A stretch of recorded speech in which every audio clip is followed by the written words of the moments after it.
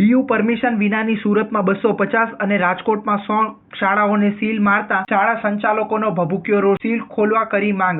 રાજકોટ અગ્નિકાંડની ઘટના બાદ સમગ્ર રાજ્યમાં ફાયર સેફટી અંગે ચેકિંગ હાથ ધરવામાં આવ્યું છે।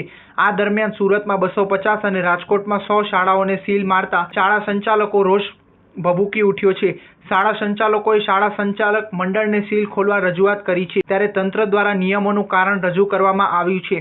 સમગ્ર રાજ્યને હચમચાવી દેનારી રાજકોટ અગ્નિકાંડ જેવી ઘટના ફરી ન સર્જાય તે માટે તપાસનો ધમધમાટ બોલાવવામાં આવી રહ્યો છે, પરંતુ આ તપાસને લીધે હવે ભારેલા અગ્નિ જેવા સવાલો ઊભા થઈ રહ્યા છે।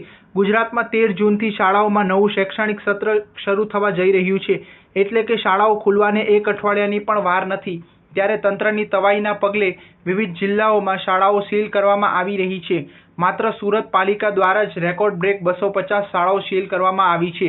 આ તરફ અમદાવાદમાં 9 મીટરથી ઓછી ઊંચાઈ ધરાવતી શાળાઓ પર તવાઈ બોલાવવામાં આવી છે। આ તરફ વડોદરામાં શહેરના 4 ઝોનમાં ચાલતી પ્રી સ્કૂલોને સીલ કરી દેવામાં આવી છે। રહેણાંક વિસ્તારોમાં કોમર્શિયલ વપરાશને લીધે સ્કૂલોને સીલ કરાઈ છે, તો ફાયર સેફટી અને બીયુ પરવાનગી વગર ચાલતી શાળાઓ પર તવાઈ બોલાઈ છે।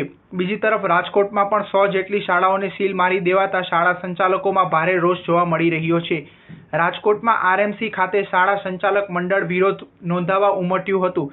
સંચાલકોનું કહેવું છે કે તેમણે 2021ના નિયમો મુજબ ફાયર સેફટીના સાધનો લગાવેલા છે, પરંતુ તેમને વર્ષ 2023ના ફાયર સેફટીના નવા નિયમોની તંત્ર દ્વારા જાણ જ કરવામાં આવી નથી। સ્ટાર ન્યૂઝ 7 હંમેશા સચ્ચાઈની સાથે।